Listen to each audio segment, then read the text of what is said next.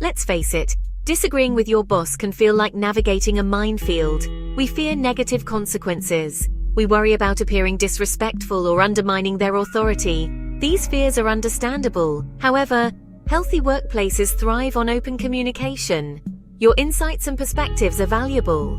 Learning to disagree constructively is essential for both personal growth and team success.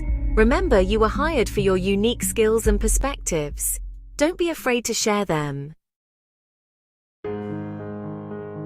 Tact is the art of communicating honestly while being mindful of others' feelings. It's about choosing your words carefully and showing empathy. Start by acknowledging your boss's perspective. Use phrases like, "I understand your point of view," or "I see where you're coming from." This shows you respect their opinion even if you don't fully agree. Avoid accusatory language or personal attacks. Focus on the issue at hand, not on assigning blame. Remember, your goal is to find a solution, not to win an argument. Before approaching your boss, gather your thoughts and supporting evidence. What specific points do you disagree with? What data or examples can you provide to support your perspective? Consider potential counter-arguments your boss might have. How would you address them? Having well-thought-out responses demonstrates your preparedness and commitment to finding the best solution. Most importantly, come prepared with alternative solutions. Don't just point out problems. Offer constructive ways to move forward. This shows initiative and a proactive approach to problem solving. The timing and setting of your conversation can significantly impact its outcome. Avoid approaching your boss when they are stressed, busy, or in a public setting. Request a brief meeting, ideally in a private setting. This allows for a focused and respectful conversation without distractions. Begin by stating your purpose clearly and concisely. For example, you could say, "I'd like to discuss the recent marketing campaign and share some alternative ideas." Section 5. Framing matters. Delivering your message constructively. How you frame your message is crucial. The way you present your thoughts can significantly impact how they are received by others. Instead of saying, "I disagree with this approach," try a more collaborative tone. This can help foster a more open and productive dialogue. For instance, "I'm wondering if we've considered this perspective." This invites others to think about different angles without feeling defensive. Use I statements to express your thoughts and feelings. This technique helps to communicate your personal viewpoint without sounding confrontational. This avoids sounding accusatory and keeps the focus on your perspective. It encourages a more empathetic and understanding response from your audience. For example, "I feel this approach might not resonate with our target audience because..." This way, you're sharing your concerns while also opening the floor for further discussion.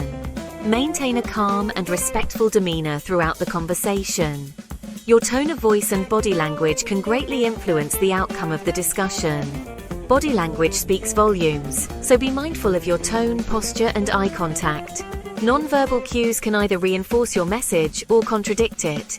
Gestures, such as nodding in agreement or using open hand movements, can show that you are engaged and receptive to feedback. Active listening is also a key component of effective communication. Show that you are paying attention by taking notes and responding thoughtfully. Encourage a collaborative environment where everyone feels comfortable sharing their ideas. This can lead to more innovative solutions and a stronger team dynamic. Finally, always aim to end conversations on a positive note. A simple thank you or acknowledgement of the other person's input can go a long way in building rapport and trust. Remember, the goal is to communicate your message in a way that is constructive and fosters mutual respect and understanding. By being mindful of how you frame your message, you can create a more positive and productive work environment. Section 6. Solution-oriented approach. Don't just critique, contribute. Remember, your goal is not just to voice your disagreement, but to find a solution that benefits the team. Critiquing is easy, but contributing takes effort and commitment. When you identify a problem, think about how you can help solve it. Once you've presented your perspective, shift the focus to collaborative problem solving. Engage with your team members and work together to find a viable solution. This approach not only fosters a positive work environment, but also leads to more effective outcomes. Ask open-ended questions to encourage dialogue and explore different viewpoints. Questions like, "What are your thoughts on this approach?" Or, how do you think we can improve this strategy? Can open up the floor for a more inclusive discussion. For example, what are your thoughts on this approach? This invites others to share their insights and ideas, making the problem-solving process more dynamic and comprehensive. Or how could we adapt this strategy to address these concerns? Be open to compromise. This shows that you are not just focused on your own ideas, but are willing to consider and integrate others' perspectives. It's unlikely you'll get your way entirely. In a team setting, it's important to be flexible and adaptable. Understand that the best solutions often come from a blend of different ideas and viewpoints. Be willing to adjust your ideas and find common ground. This not only helps in reaching a consensus, but also strengthens team cohesion and trust. Remember, the goal is to move forward together, leveraging the collective strengths of the team. Section 7. Mastering the art of I see your point, however. Balancing agreement and dissent. Effectively disagreeing involves finding the balance between acknowledging your boss's perspective and expressing your own. This delicate balance is crucial in maintaining a healthy and productive work environment. When you can master this skill, you not only show respect for others' opinions, but also assert your own ideas confidently. This is where the art of I see your point, however, comes in. It's a powerful communication tool that can help you navigate through disagreements without causing friction. By using this phrase, you demonstrate that you are open-minded and considerate of different viewpoints. This phrase acts as a bridge. It connects your understanding of the other person's perspective with your own thoughts, creating a pathway for constructive dialogue. This bridge is essential in fostering mutual respect and collaboration. It shows you've listened and understood their viewpoint before presenting your counterpoint. Active listening is a key component here.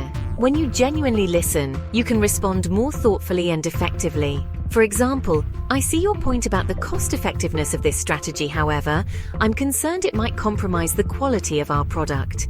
This specific example illustrates how you can acknowledge the benefits of an idea while also highlighting potential drawbacks. This approach allows you to disagree respectfully while still advocating for your ideas. It encourages a culture of open communication where everyone feels heard and valued. By doing so, you can contribute to a more innovative and dynamic team environment. It keeps the conversation constructive and solution-oriented. Instead of focusing on the disagreement itself, this method shifts the focus to finding common ground and working towards a shared goal. This way, disagreements can become opportunities for growth and improvement, rather than sources of conflict. Section 8. The takeaway: building stronger teams through respectful disagreement. Mastering the art of tactful disagreement is essential for any successful team. It fosters open communication, encourages innovation, and leads to better decision-making. Remember, your voice matters. Don't be afraid to speak up and share your perspective, even if it differs from your boss's. By approaching disagreements with tact, preparation, and a solution-oriented mindset, you contribute to a more positive and productive work environment. Section 9. Courage and connection: the power of vulnerability in the workplace. Disagreeing with your boss requires courage. It requires us to be vulnerable. But vulnerability, when embraced, fosters trust and connection. When we show up authentically even in disagreement, we create space for deeper understanding. We build stronger relationships, founded on respect and open communication, and that is the foundation of a truly successful team.